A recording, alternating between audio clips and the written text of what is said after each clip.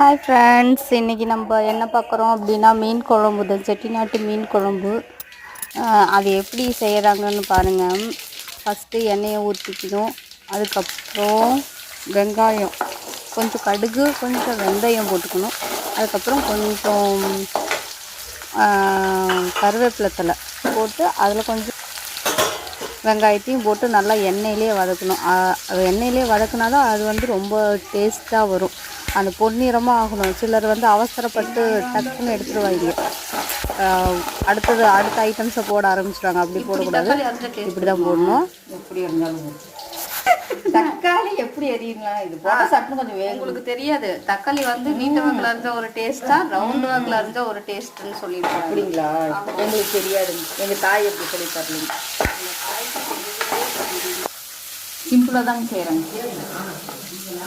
செட்டிநாட்டு